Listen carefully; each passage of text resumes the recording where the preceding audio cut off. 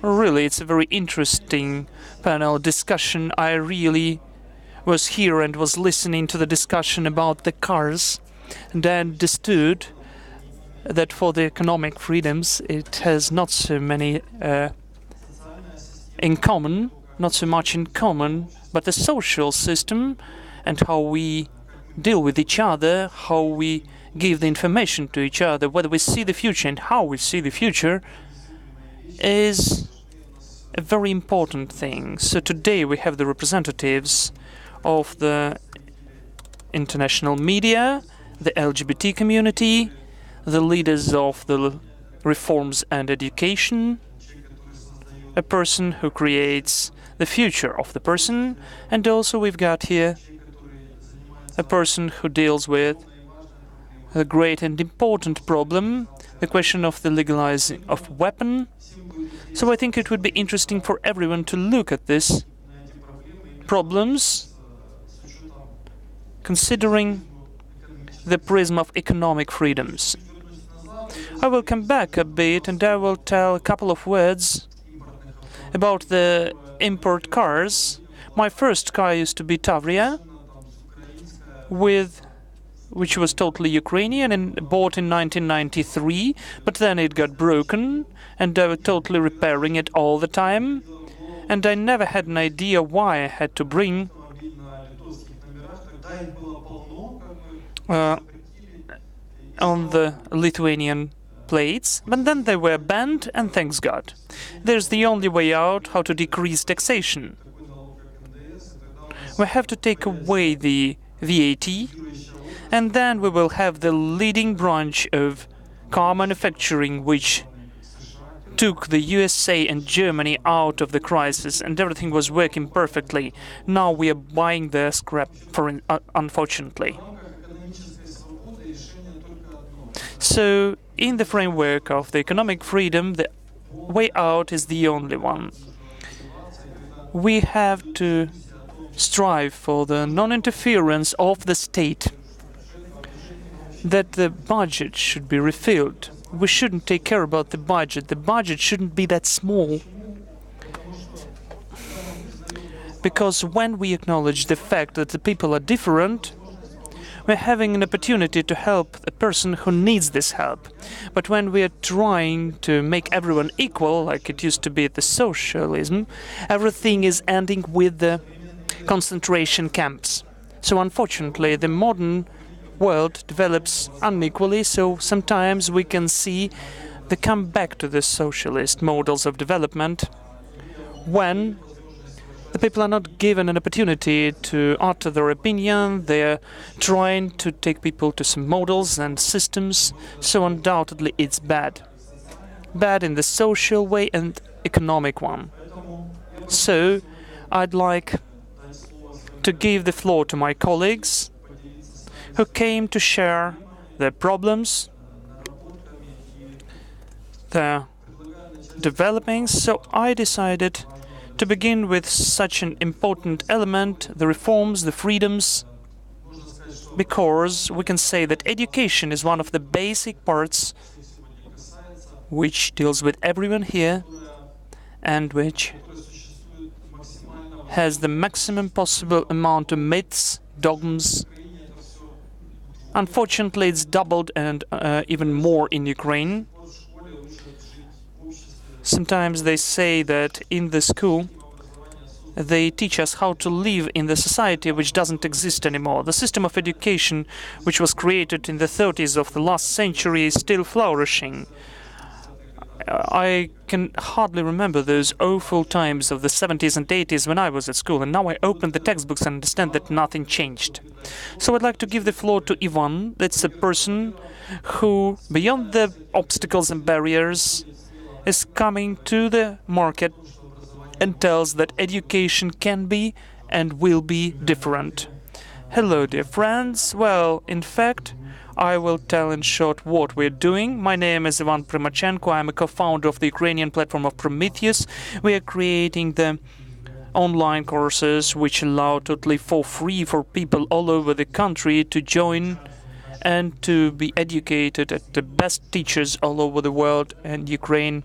We are beginning to duplicate some of the Western courses in Ukrainian. So really, this is the process about the freedoms, because you know that the education in Ukraine especially, but in the world overall, is rather conservative, which has lots of limitations and restrictions. So if we think about that, we just got used to those restrictions and they seem to be normal. We just don't see them. In this project, I'd like to see three ways of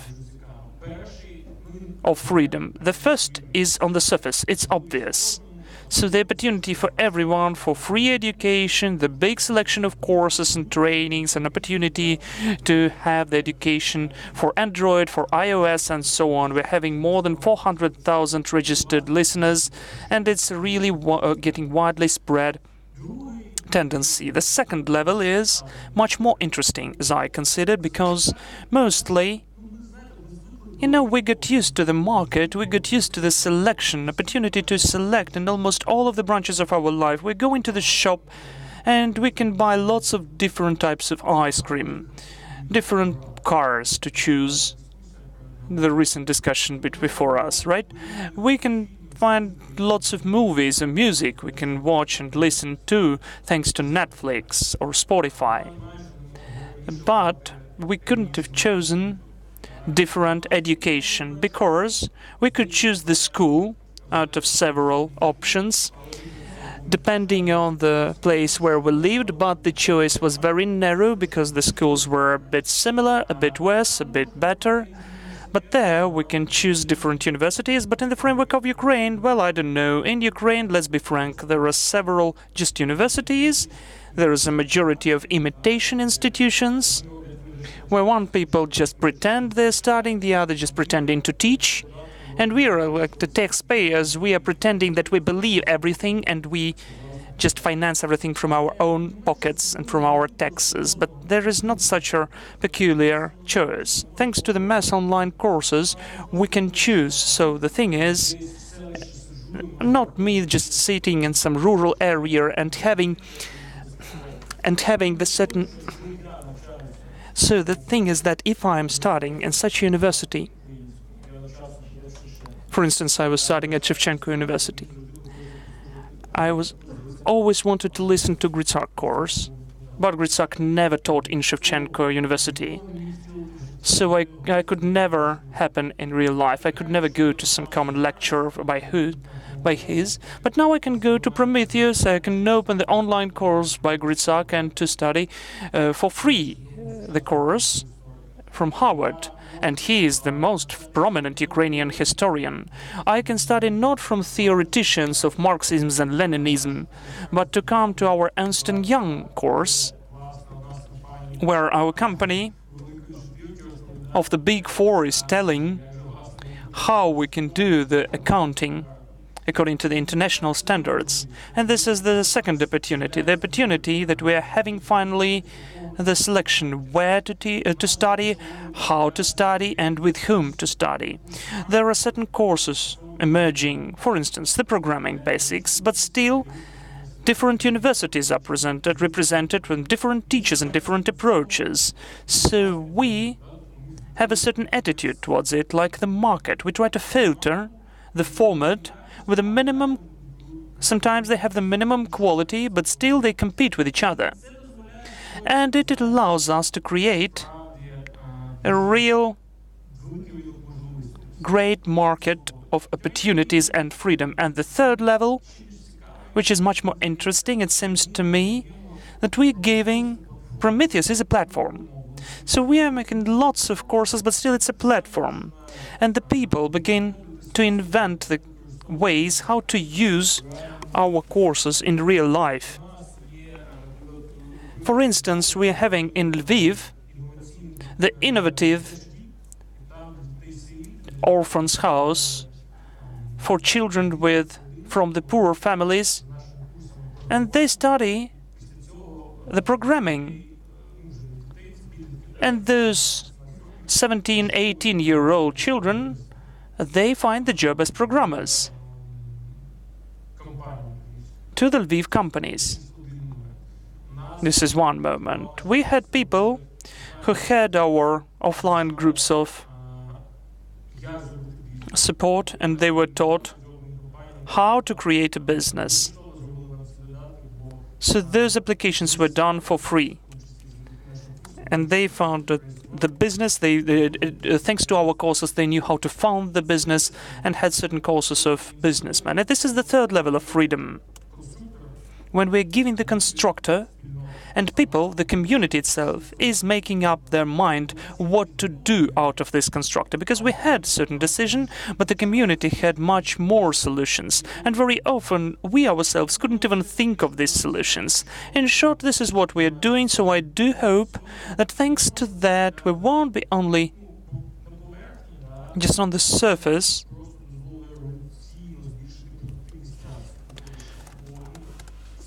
we increased the productivity. So if we compare, for instance, the past, I'm sitting here, but still the productivity is the same.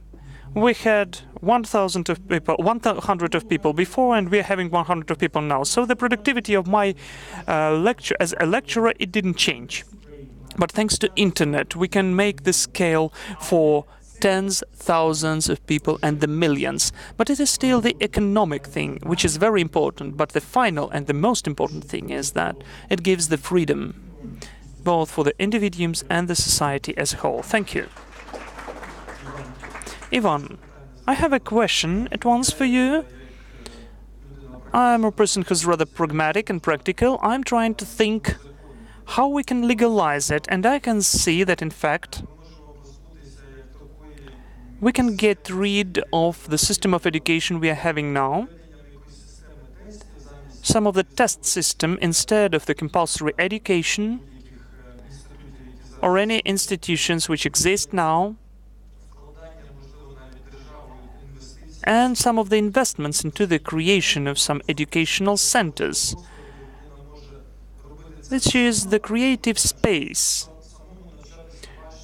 Because we know that it's much more difficult to have education on your own than in the collective. If a person says, I can pass the IT tests, for instance, like it's done in the US, then this person has the full right to get the certificate about the education, and in the future, I'm sure these certificates will vanish too.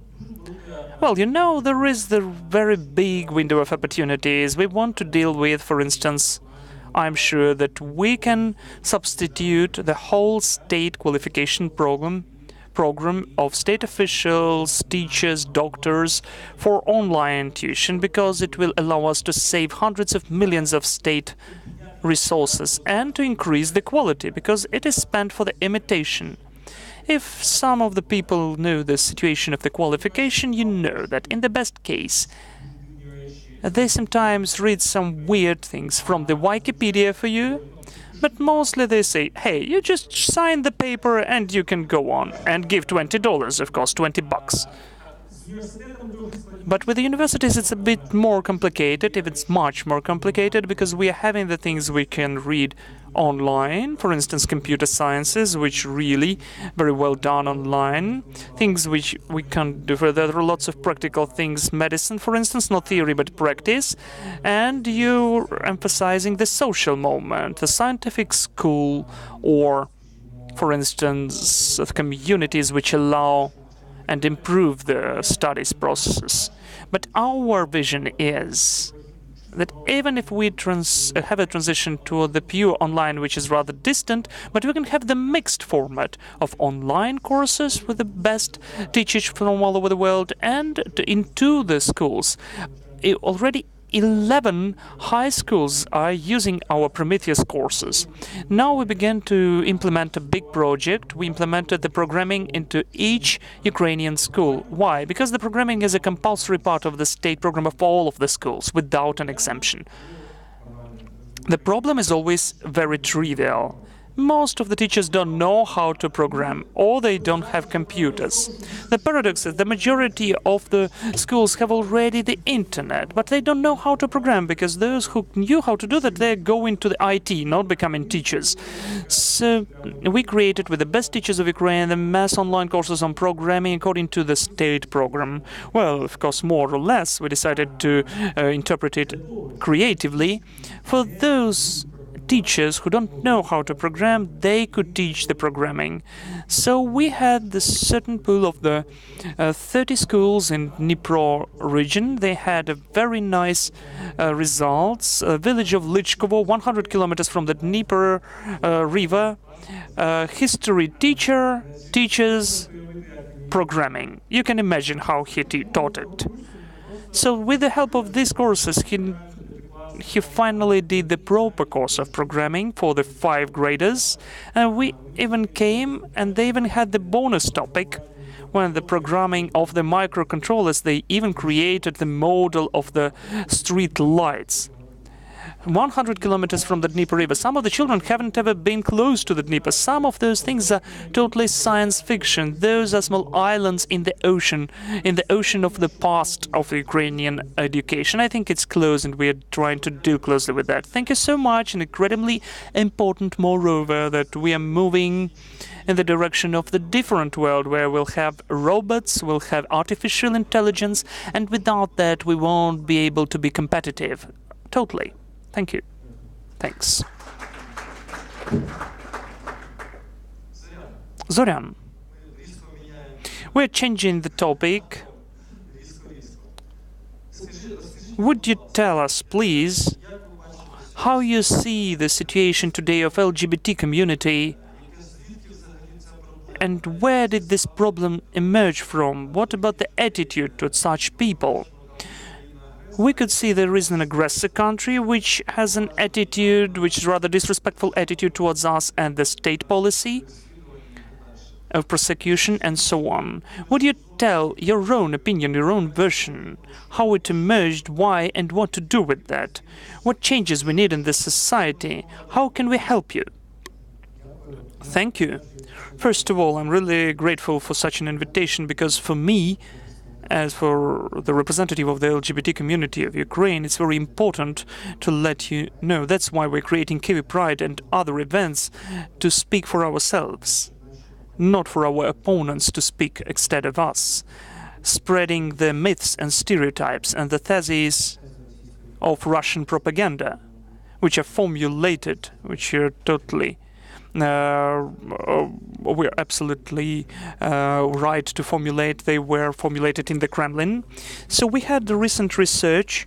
We asked all of the Ukrainians, well, not all of the Ukrainians, but with the help of sociologists, we asked the Ukrainians about their attitude towards LGBT, and there were a very interesting question there. Are you acquainted personally with a gay or a lesbian? What do you think? How many % of the Ukrainians and people in Ukraine said, yes, I know a gay or lesbian personally? I heard the version 1, 2, 5, and 10.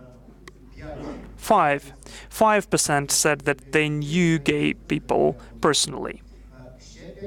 5% more think that maybe they know, but they are not sure.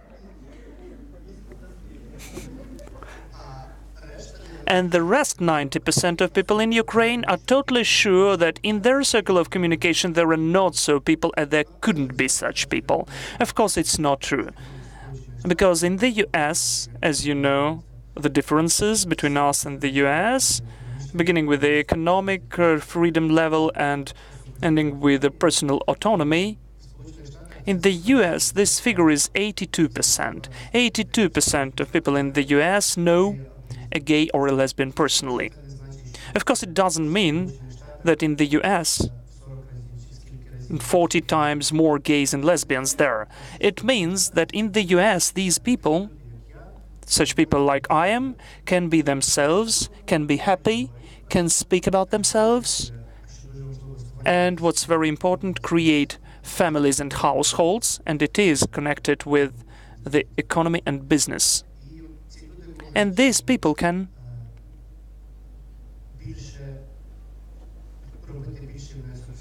do a bigger influence into the society. Unfortunately, dozens of my friends and acquaintances of LGBT community left Ukraine recently. Those were young, clever, qualified people who were needed here, but somehow, well, we know why, they decided to choose different countries. When I thought what to speak today at this forum about, I looked at this map of economic freedoms, and visually it reminded me of the map which you can see here on the slide. This is the map of how in different countries they have attitude towards the LGBT.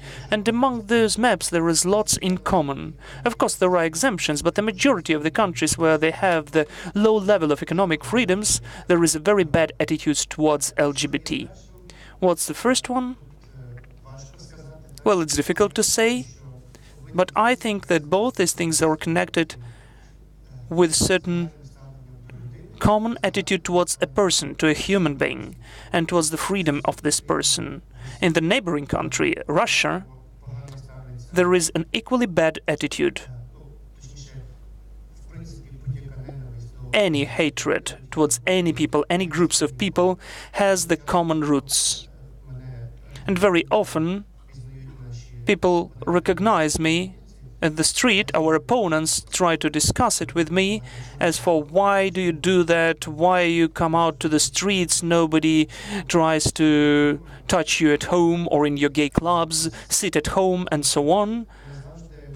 But later on, our conversation is going on and we are having other forms of hatred after that. It could be anti-Semitism, hatred towards xenophobia, that is people of some other nationality, towards the people why they came here from other countries, right? So all of that has common roots.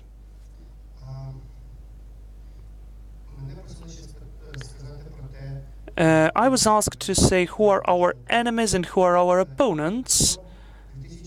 So up till 2013, up till the beginning of the events at Maidan, up to the beginning of the war, the main enemy of ours was Russian propaganda. If you remember, before Euromaidan, there was such an information campaign all over Ukraine with 3 theses against the EU. There were theses that EU is the growth of prices, the disappearance of jobs, and EU is same-sex marriages which would be forced.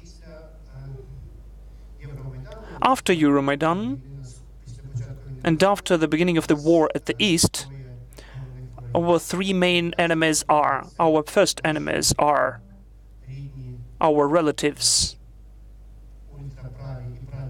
our native ultra-right populists. If we look at their economic programs and agendas, they don't have lots about economic freedoms, right? They look like the leftists, yes. Our second opponent is, well, I wouldn't say they are the enemy, but still they are. The second part we have to fight with is our state, which so far doesn't have a single wish to do something for the rights of LGBT community in Ukraine, though the Ukrainian government 2 or 3 years ago promised to develop the law about the same-sex civil partnerships.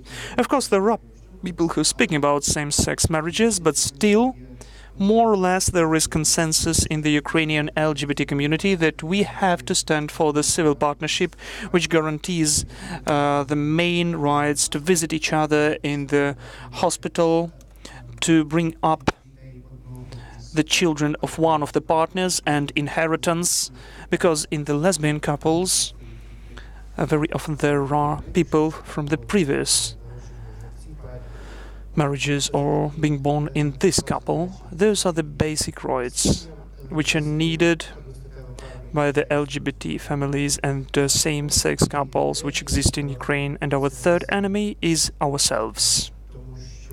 Because, as always, yes, unfortunately, LGBT community has lots of voices lately, I hear.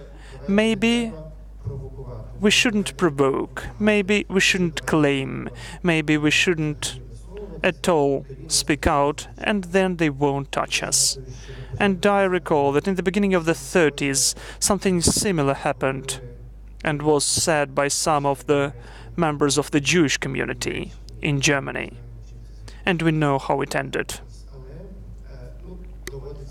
Still, we have to fight these enemies too. Thank you. Thank you, Zoryan. It's a very indicative topic. People treat differently. Some of them are ready to perceive it, some of them are not. But as I already mentioned, people are different. And if we perceive this fact, we're having an opportunity to solve these problems. If we close our eyes, Zoryan was right. We'll have certain level of hatred, and finally, people are losing the most expensive, that is the life. And the freedom we're speaking about today is existing for defense, to defend the people's life, the life of a human being. You've mentioned about the media, about their role, and instantly I have the following question. The picture, which is rather sad, which we have today in Ukraine, as for our media, our favorite media, so I'd ask Catherine to enlighten us and to tell us more about the civil Hromadske television and how this project differs from the others, what you're satisfied with and what you're not satisfied with, and what we need for the media market to become really objective. Because I, for instance, constantly visit the US, and they have pluralism there, they have the market there. So you can see not only CNN there, they have Fox News, they have CNBC and so on. But there's such an impression that instead of CNN, we don't have any other foreign TV channels. And it's very important, because coming back to Ukraine, I can see the totally different media picture. Even the news about the meetings of our president, they are told about under a totally different angle. And even the disasters, like any whirlpools, we are living in a kind of a distorted world. And with my colleagues, when we spoke about that, we even began to create some journalist schools for the young people who just come into this profession, to explain them that it's not enough to graduate from the institute or to get the grant to become an objective journalist. It's a too important social role, so you have to treat it totally seriously. That is why, Catherine, that's the word for you. It's very interesting to listen how it's been developing here. Thank you. During your speech, you said a very funny thing and a very sad thing. The funny thing was that we are having the media market in Ukraine, and the sad one is that the US have pluralism and we don't have it. Well, the sad is that we are having pluralism too. In Odessa, we are having more than 40 TV channels, and we don't count the national ones. We are having at least 12 of the national ones. Pluralism is not freedom, it's not the same. But what does it depend upon? There are lots of factors. My main thesis when I came here, just to tell you that the freedom of speech is the main thing, and I will speak about that with a focus on the media and Hromadske TV channel. It's a very utilitarian thing, and it's very useful. I'll try to show you why. To begin, I'll come back why Hromadske emerged later, but what the freedom of speech is, what's the free media? Having the analogy, if we think about the society as the body of a human being, media look like a nervous system. It's what we can find in any part of the body and what sends impulses to process the information for all of the parts of the body. I'm hungry, or the baby is crying, or it's hot, I'll get burned. Those are very important signals we are getting processed by the organisms and when the decisions are taken. But what's happening if this nervous system doesn't function in a proper way, when it's not healthy? It could be neurology, or the Parkinson disease, or total paralysis. In my system of coordinates, paralysis is what's happening when the country doesn't have freedom of speech at all and there is a propaganda, and neurology is part of my comparison. When you wake up in the morning and you can't turn your head, you don't see part of the world. And in spite of constant pain, you just can't move. This is the diagnosis of our country. We don't have the full-scale free media. We don't see the full picture and the big part of the picture of the world, because the media owners in Ukraine are the oligarchs and the oligarch groups. And thanks to that, or because of that, we are in the same vicious circle, because the media are in fact the PR departments, or just financed at the expense of some big corporate business. Sometimes that's the resource business got by weird ways during the privatization of the 90s and the beginning of the 2000s. It could be metal or gas or anything. And the media are trying to push their interests of the owners and their business interests, and this is just a PR department. Or the political interest of the people which have a situational or a long-term partnership. Thanks to that, people who are trying to promote that, and they're speaking on the TV, they get to the politics, they take decisions, they become decision makers, they give some bonuses or benefits to their former patrons, which are owners of the big businesses and media, and these bonuses help to nourish this whole corporations. So the circle is closed. It's very difficult to break this vicious circle. It needs lots of resources. It's resource consuming. So what's the uniqueness of my media? Hromadske was created by the journalists as a non-profitable organization, as one of the response and one of the challenges of this vicious circle. The group of the journalists of 2013. It happened in the middle of 2013. So we decided to gather together and decided to do something together. We are a bit tired of everything what is going on here. And of course we could say that there is not a single place to work at, but still we're having the same circle in the country, and this system can't be organized in a proper way. So let's do something finally.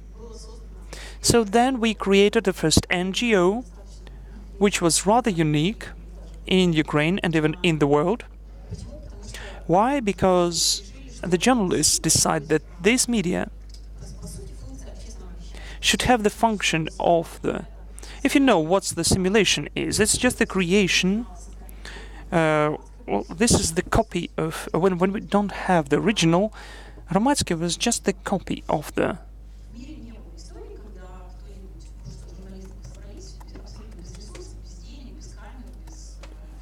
So there was not a single story in the world when the journalist would gather and create the social broadcaster.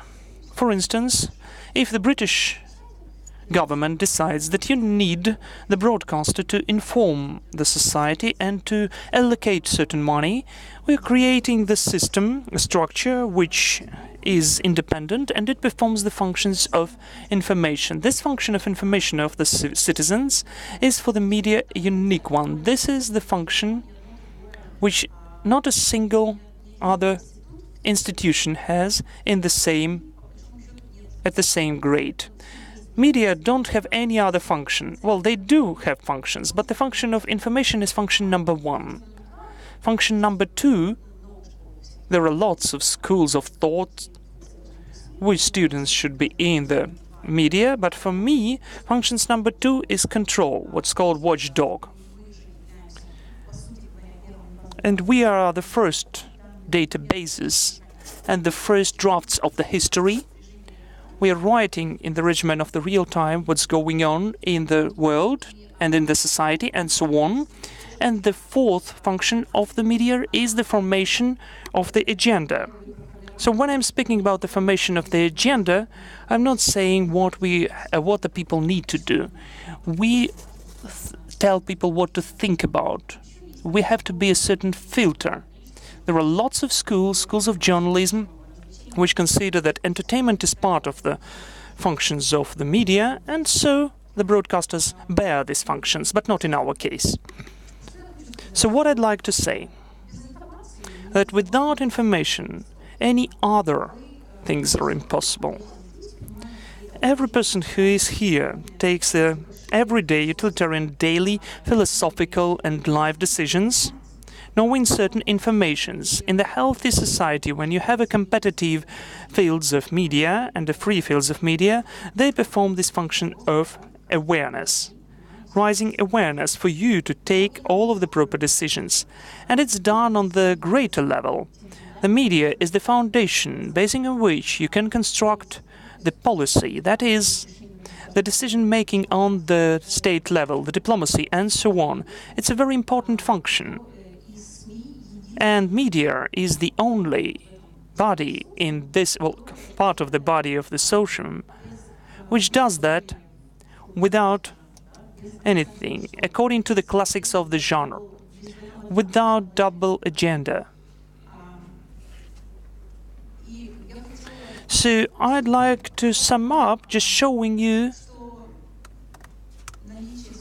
that having the free media is a very useful and profitable thing for the countries. Could you please show the slide now?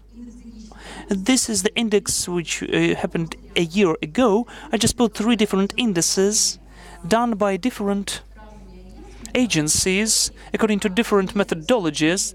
They measure different aspects of human lives. And this is the top which I copied. I just did Ctrl-C, Ctrl-V to show the correlation between the human development, between the world happiness and press freedom. Well, of course, those indexes don't prove the reason connection and the reason consequences connection, but still the people are happier if they have freedom of speech. The life is much more saturated, the people are more educated, and so on and so forth. So if we show the economic indexes, there will be the same picture. I didn't make the second slide with the end. In the end of this list are Northern Korea, Eritrea, and it's very interesting to look there too. And I showed where Ukraine is in each of these lists. So freedom is important for everyone. It's not only Article 10 of our Constitution, it's our utilitarian part. For you to make a decision, and it's needed by the country to the normal functioning, and for us to be happy and richer and more educated, and for us to use all of the other freedoms. I'd like to emphasize 2 moments, in secret maybe. There are 2 problems left. The first one is connected with the financing and funding. We all know what society we are living at. This is the society of the socialist model. And very often people just don't understand that they're using socialist dogmas and models and so on. Moreover, lots of programs, sponsorship and donorship, they go on nourishing those systems, and socialism is not compatible with freedom. This is the main thing, and your attitude towards this thesis. And the second one, do you think is it possible in Ukraine to create the media by the method of crowdfunding, when really people will do at least some of the investments on their own, and it will be the foundation for the finance program of such a TV channel like yours? Well, as for the crowdfunding, I don't think it's possible, because crowdfunding has a certain structure, of course, and during Maidan, for instance, this mechanisms was used by Hromadske rather actively and rather successfully. But when there are certain other needs of the people, of the higher wishes than information. For instance, the war began and the security problem has become more significant than the information and awareness. So it's obvious for the people that their money is needed somewhere else. And there were lots of volunteering emerged. So they decided to buy certain ammunition and even weapon and body armor. So this model is very unstable for the media. And there are not so many examples in the world when there is a big media existing on the crowdfunding. In the US, you can find certain radio stations which do like that. But from time to time, they need to stop and to say, dear friends, we're short of money, so please give us more money on our account. So they begin the crowdfunding campaign during the crisis moment again and again.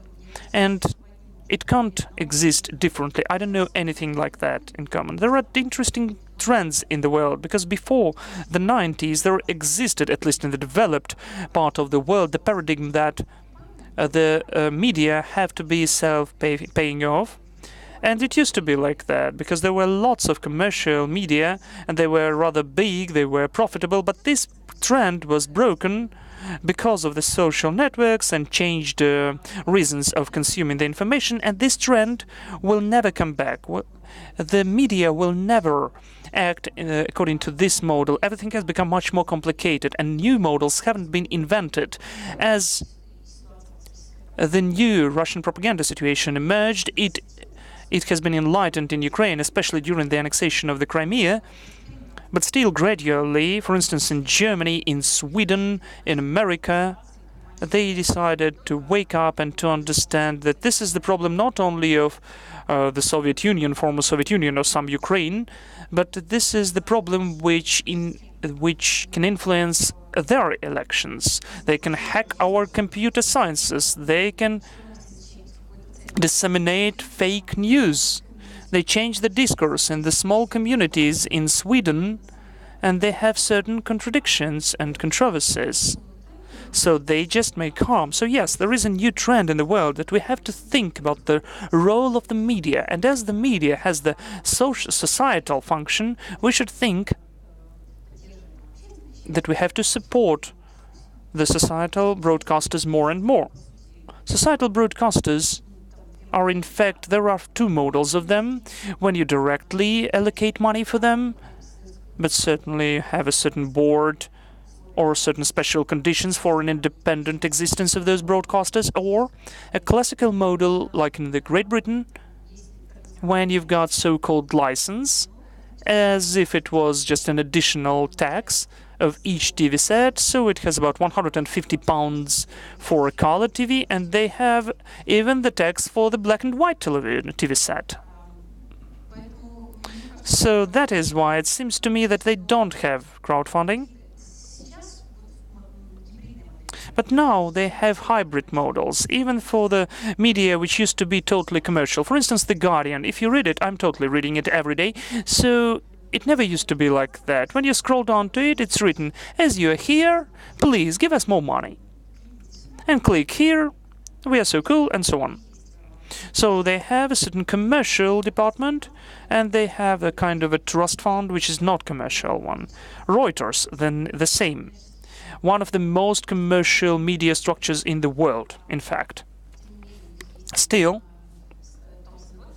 they have Thomson Reuters, which crowdfunds everywhere, and some of the types of information are closed with the help of the money, because those are topics which are socially important, but they're not profitable. People won't pay for that. And those journalists, in fact, exist from this fund, from this additional fund. So the crowdfunding is a wonderful dream, which of course partly can be used and in this hybrid model, but still, in the world, they're more speaking about hybrid models, right?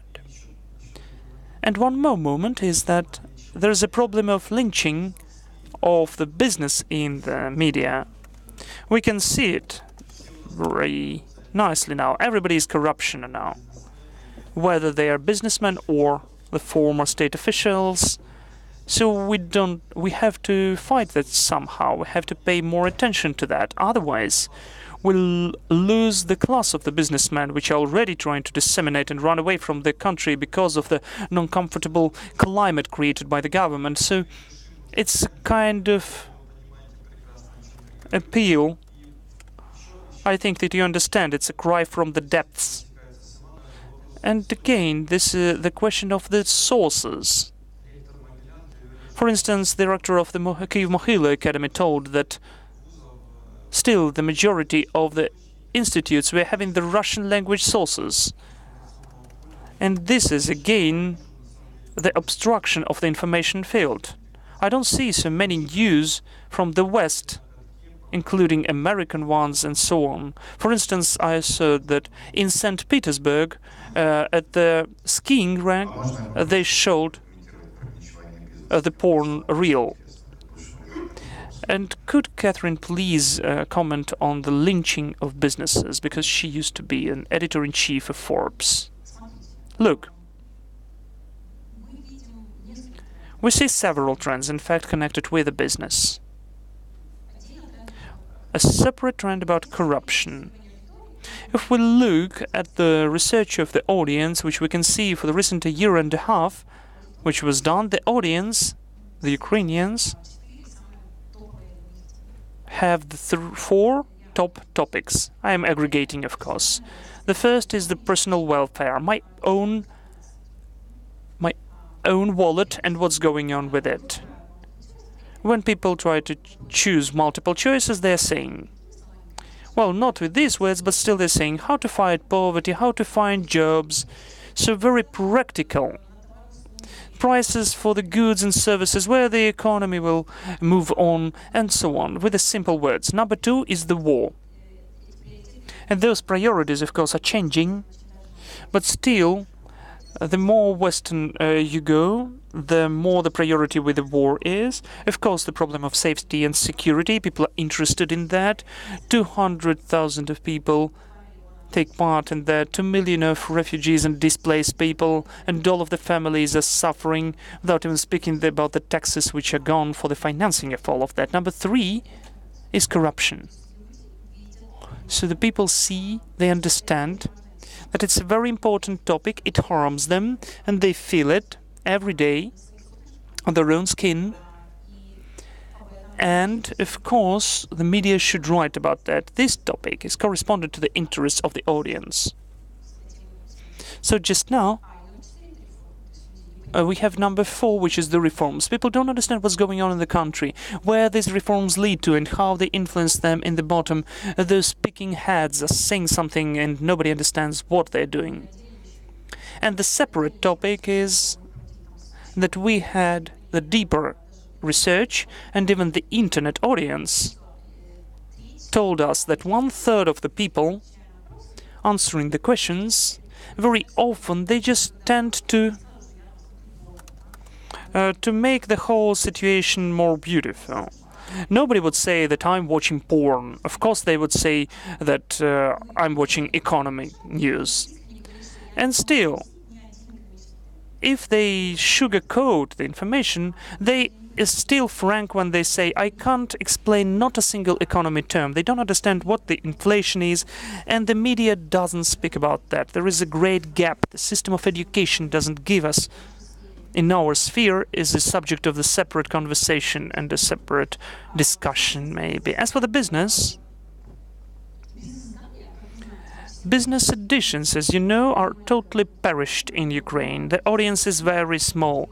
But if we get out of this small media group, there are lots of things happening in the media and in the media together with us. So everything is still about the system of education and the priorities of the main media holdings and their informational policies and editing policies.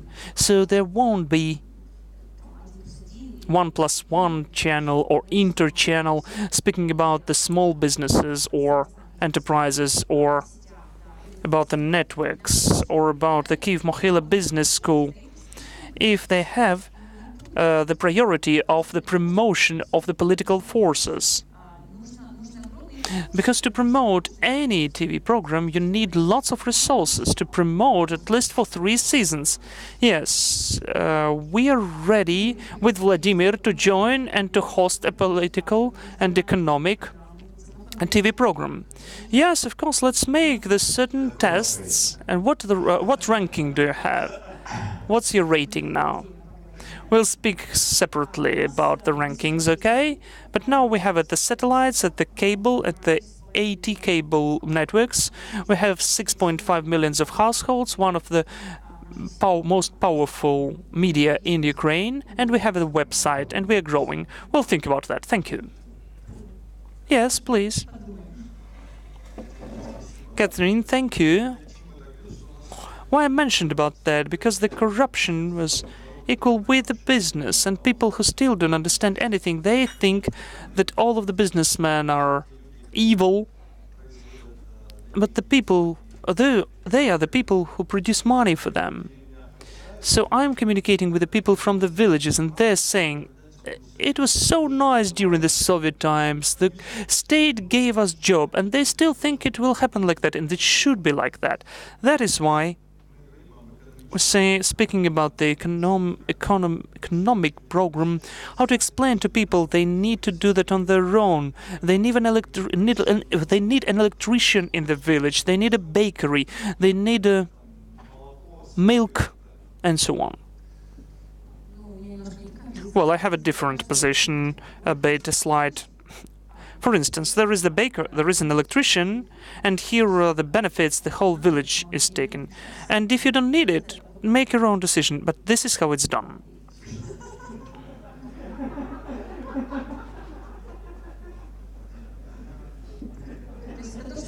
So this is what I'm saying about the forming of agenda. We're not saying what to do, but we're saying these are the options and this is how it's done.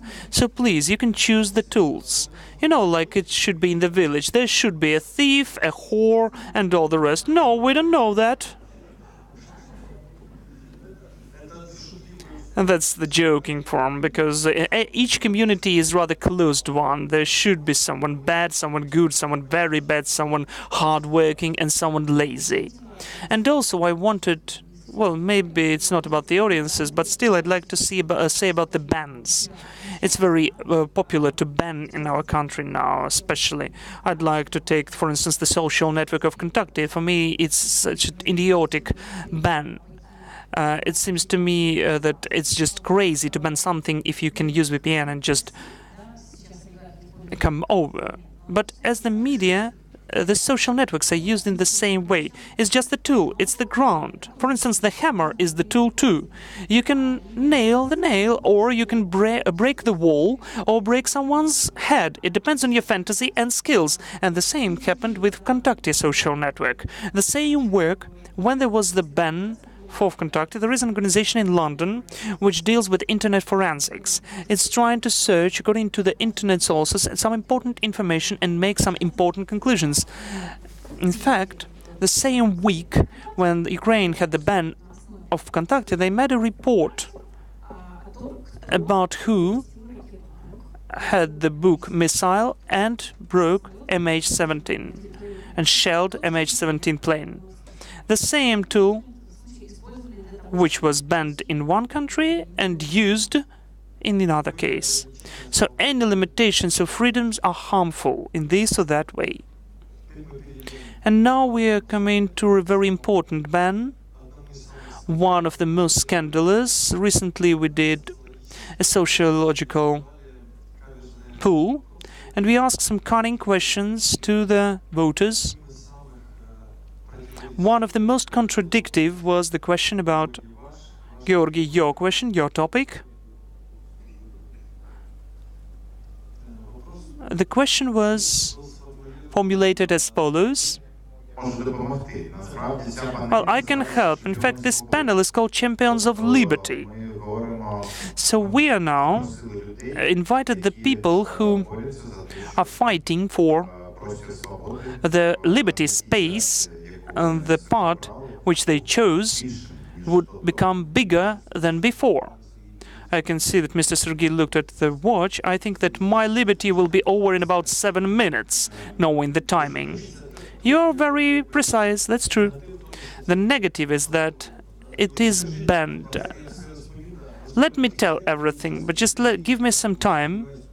I hope that Mr. Ratushny, who didn't come, I can take his time too, because the topic is much more complicated. We are listening to you, because the topic is much more complicated and more important than it seems. Let me begin from the beginning. If I'm saying I mean that instead of myself, I mean the big organization. I'm just saying for the whole organization. Sometimes it's very complicated to divide. When I'm saying I and saying exactly that I'm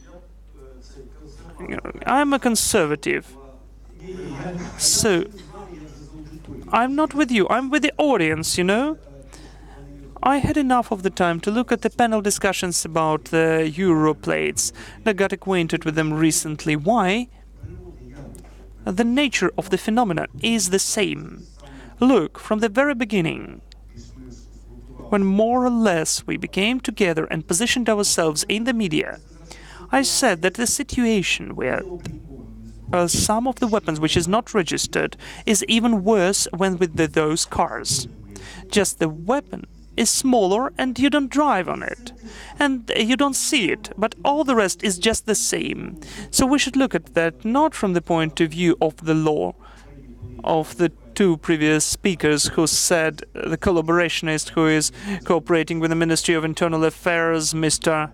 Nazarenko, who is the head of automobile importers and dealers and one of the members of the and he's collaborationist, and he's trying to tell us something, and someone was shouting out we need to be close to the law requirements, but we don't need the laws which contradict the sanity. And if you say that I am the lobbyist, yes, I am the lobbyist of sanity, because we don't have the weapon lobby in Ukraine. And the thing we are working upon, that sooner or later will form this lobby. It will be rather powerful, and it will deserve the same honorable place as in any country in the world. But for today, we have a disastrous situation. So coming back to the question who I am, where I'm from, and what I deal with. It turned out accidentally that now I'm the head of the Ukrainian Association of the Weapons Owners, and this is the biggest Ukrainian association which has the possibility to exist thanks to their own costs. Sometimes we have support of our supervisory board. I won't name all of the surnames, you know them, but we are thinking only about the membership money. This is not such big amounts of money. We can't afford ourselves offices in office centers, but still we can afford ourselves to speak truth and not to be afraid that someone will close our organization. So we've created lots of things.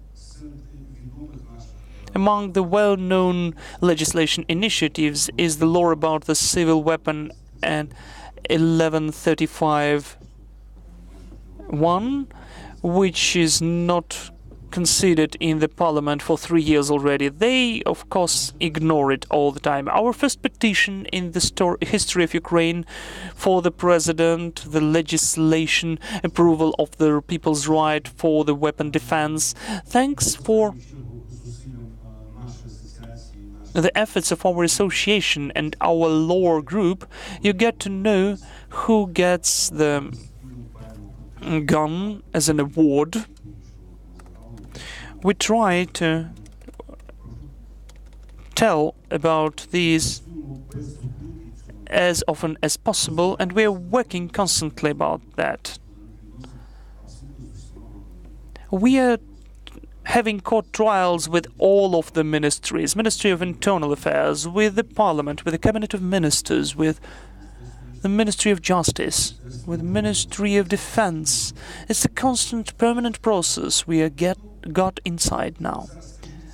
And I will speak from myself, personally from myself. Everything is much worse than we can see it here, much worse. But only in the end I'll give this pessimism more for you to be the judged. But today I will speak about some interesting topics.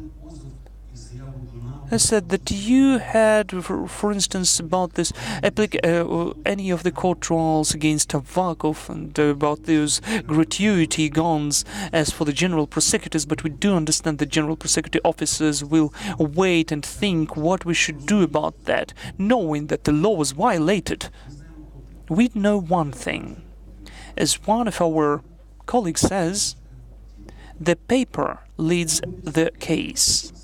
It's compulsory that once there will be the time when all of the people who are violating the law,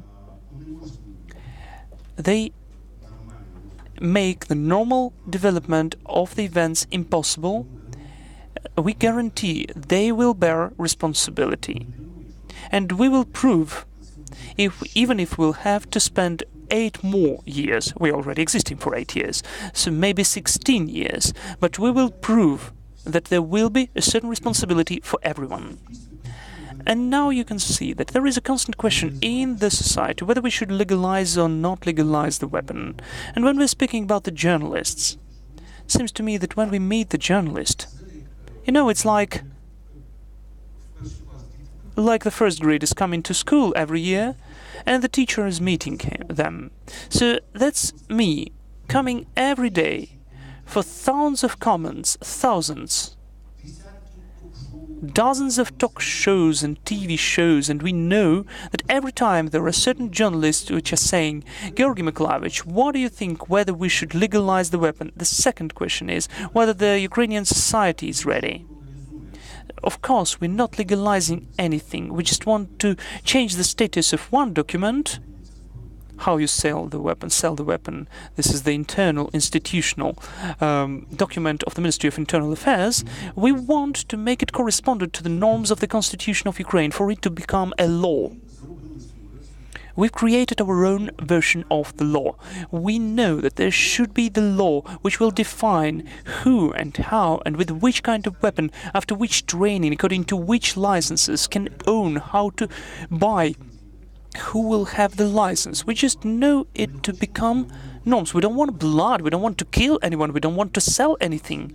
This is the priority of some other structures and different people. This is the priority of the business. We'd like this law to exist. Because lots of people don't even want to analyze how deep we are looking at the course. You're speaking about the freedom of speech and showing some list of the countries. I'm sorry.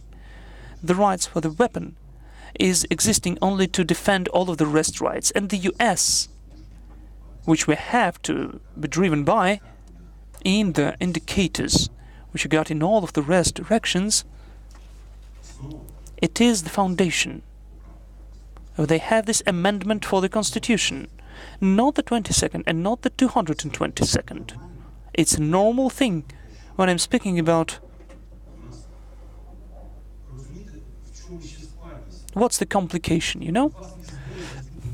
The weapon owners will have common grounds always. I am the owner of weapon and he is the weapon carrier. Just imagine. We don't have anything to controversies. We don't have anything to argue about. I do understand that we'll have a very complicated conversation with other brothers on arms from the right forces. And why? Because the weaponed person is able to defend him or herself. The weapon equals in the rights a very thin girl and a big guy. It makes those rights equal, which are given by the God and which are inherent. It has to be regulated correctly. It's very complicated, but think the main instinct of any person is not breeding, as they tried to show us in the film with Michael Douglas and Sharon Stone. But the basic, main instinct is to save yourself. In the 21st century, in the country which is in the war state, not to have the law which would provide the execution of the main instinct of any human being, it's absurd. It's the way to nowhere. We are doomed. You need to understand it. I will explain you why. Because when you're saying that someone doesn't acknowledge that they're watching porn, just think, I want to buy, and not me personally, but anyone wants to buy the weapon. I want to buy a gun. Just the simple logics. Everybody has to use logics. If you don't have logics, there is then sanity loss, and then there are certain interests behind that. You need to understand that. I want to buy a gun. Why not? I'm old. I don't have any strength to fight with my fists, bare fists. I don't want to take care what my children will eat, who will feed my parents. I don't want to think about that. I know that I am responsible for that. My life is important for me. So I want to solve this question. I'm coming and asking, how? And they tell me, well, why this rifle? And I'm saying, but I can't take the rifle and go along the street. It's ridiculous. I have the rifle. Well, but it's like that. Not any other way. But I'm sorry, I'm in Europe. I am in Europe, you say? We have everything with the word euro. But where is this euro? We are the only country in Euro which lacks legislation. And they begin telling me, Anton tells me, but in the Great Britain they have certain complications. So using an opportunity, maybe he will see me, I'd like to explain him. Great Britain is not Europe, by the way. Those are islands. They're separate from the European continent. This is the first thing. Secondly, it's a monarchy. The third thing, they finally declared Brexit. So we can't even dream about this cool bit. And the control shot to the consciousness of those citizens. Anton. But cops without weapons are going along the streets of Great Britain. And then we can speak that the citizens will store their weapons at home only. So that's our cops. You do understand the logics, right? So you can't just take the experience of the Great Britain with the monarchy and to take it and to use, but they try to. So, looking at all of that, I decided, how can I buy the gun? And then I have different ways. I can't afford myself to buy a legal gun because they will follow me after that. I would do that perfectly if I had been on such a post. I'm finding an opportunity. I bought it. I spent $500 for the Makarov's gun. And the next day, I can hear we have to fight with the turnover of a illegal weapon. Let's bring it to the law enforcement. So I have to take $500. I bought a gun. And some stupid guy from the TV tells me, give the weapon back and we won't put you to jail. What's the difference to me if you put me to jail or not if I can be shot? So according to this logics, in Ukraine, approximately from 3 to 5 million of people act according to this logics. I didn't think of this figure. This is the figure which was given birth in the tortures according to the analysis by the Swiss Company of Statistics. From 3 to 5 million of people illegally own the weapon in Ukraine. And now, if we think what it means, well, we are at the economic forum, right? Though I'm not an economist, but I can count well. So in my opinion, before the beginning of the war at the East, I know that I'm out of time, but I'm speaking instead of Ratushny, who didn't come here. So in the East, we had maximum 40 million of population in the country. Let's count. Maximum was 40 million. Minus 2 million, the Crimea, 38. Minus 4, at least 4, or maybe 4.5, is the East. 38 minus 4, 4.5. How much left? 34. 33.5 million of population. You are the businessman, I'm not. 1,200,000 pensioners died during those years. There is statistics. Minus 1,000,000, 32. 3 million left Ukraine. 29. And we understand that we are not having an enumeration of the population, not just like that, because there are less and less, fewer and fewer of us here. Vadim Rabinovich said 25, and I do believe in those figures, 25 to 28. What is 28 million? This is an important moment. What will concern the politics and the TV and the media and everything in the world? 28 million. 9 million of pensioners. 9 million of underaged people. So we've got 10 million left, which have the whole taxation burden, 10 million of those who work. And almost half of them have illegal weapon. They have the quantity of those European plates cars, and all of that is dismantling. I would say that the state of affairs is critical about all of the trends. As for the TV, we can see 10 million of accounts in Facebook, and I think that the end won't be that good. So I'd like to tell you, I know that you will just drive me away, that our wish is just to adopt the law which will transform the weapon. It won't have any of the demonic aftertaste we get here. It will transform the weapon into the tool of self-defense. As you mentioned, the hammer, someone needs the hammer, someone needs a fire extinguisher, and someone needs a gun to defend him or herself. From the economic point of view, it's a conversation for several more hours.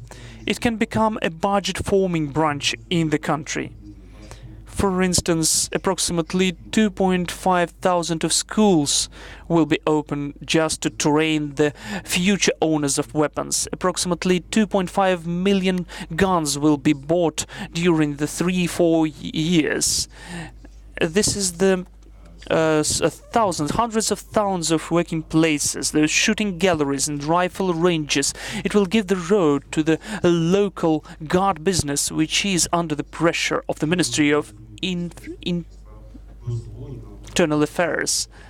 And finally, we won't have those scoundrels of this greater share of the budget, which they suck out of us as the taxpayers. And it will become the whole idea of the development of the military-industrial complex, which is still under the control of the government. Well, this is the common problem, you know that. And why we're speaking about that?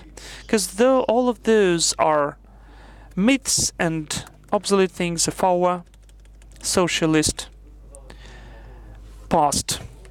The microphone, please. Microphone. So unfortunately we don't hear the question without the microphone.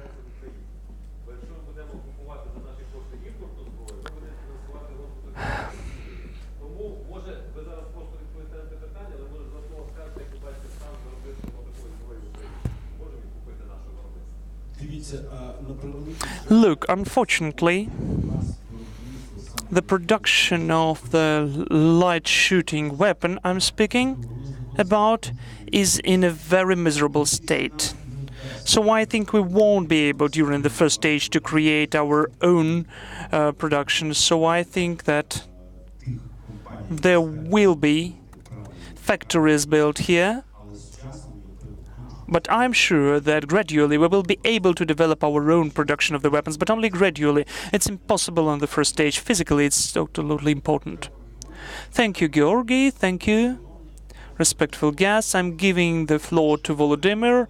We took a bit more of time. Sorry, but it was interesting. It was interesting where Ratushny came and Oksana Pokalchuk from Amnesty International. Gennady. Did you meet them? I am Georgiy. No, I didn't meet them. So, a weapon doesn't have anything in common with that.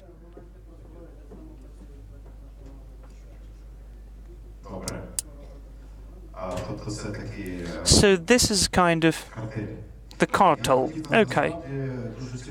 So in fact, it's a very interesting discussion.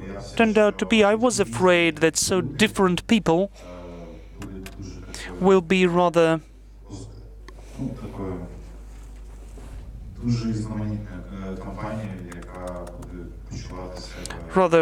various company which will feel themselves uncomfortable with each other. But I can see that the weapon owners, LGBT, education, and even media can sit together at one table and discuss the freedoms.